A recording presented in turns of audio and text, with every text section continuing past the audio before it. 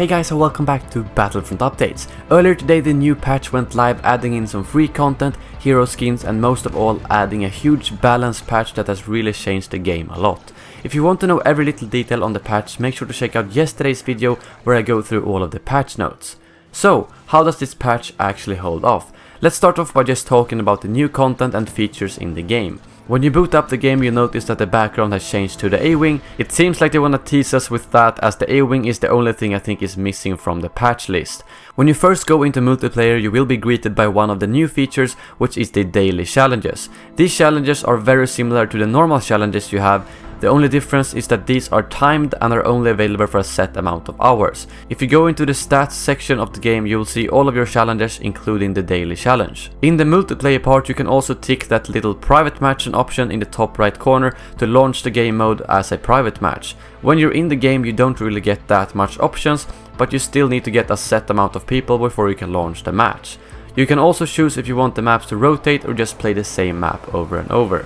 Moving on, we have the new hero skins for Luke and Han on Hoth. Not really much to say here, but they look just as amazing as the other models do in Star Wars Battlefront, and they will be available for everyone both in battles and in multiplayer. Moving on, we have a new multiplayer map. This is basically the Tatooine survival map, repurposed for the smaller game modes, and I have to say that it was a lot more fun to play than I expected. I think that the great part is all of the verticality in the map.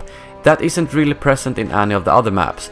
On the Java Refuge map there's like 2, maybe 3 levels of verticality, whereas on the survival map that is now called Raider Camp, you have multiple levels of leverage to make use of. But the important question is, how does the gameplay play out with all of the new nerfs and balance changes? Well, after playing for a few hours, I have to admit that the game is so much more enjoyable right now. It's more skill based and there's not as much cheese as before that allows everyone, no matter the situation or how bad you are, to one-shot even the best enemy. The bowcaster has been severely nerfed, maybe even a bit too much to be completely honest. As you can see, it's not even able to one-shot enemies at all, not even at close range. I prefer this version over the old one, as it means that there won't be any more super annoying jump pack and bowcaster combos, but it's still a bit too over nerfed, as there is no point in using the bowcaster at all anymore. The homing shot lock-on time has also been increased a lot, but this is actually a fairly reasonable nerf, to be honest. I did still fail to dodge some homing shots when I played it, so it's still usable compared to the bowcaster, but as of right now, when you hear the warning sound for the lock-on, you actually have time to take cover and cancel the lock-on, compared to before when the homing shot lock-on was almost instant. Just generally speaking, it's so much more rewarding to play now, as it's more up to the gameplay and using the star cards as secondary abilities. Previously the star cards has pretty much been the majority of the kills for most people due to how overpowered they were and their short cooldown. And of course, what I know that a lot of you have been waiting for, the cycler rifle is back. The patch notes said that the drop off with the cycler rifle has been reduced, but to be completely honest, I didn't really notice a huge difference. Maybe just a little bit.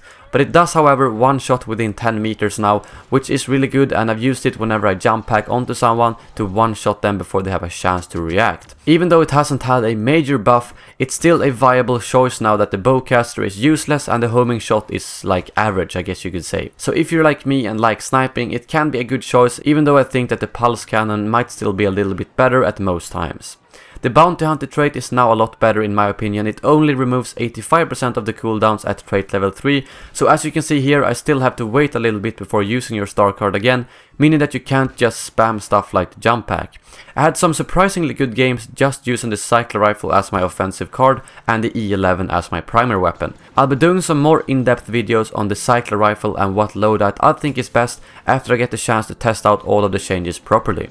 And well, that brings this video to an end. After these games I've played so far, I'm nothing but positive. Some nerfs might be a little bit too harsh, but generally speaking the flow is so much better when playing now, and I think that we'll see a lot more diversity in playstyles. Thank you for watching, and as always, may the force be with you.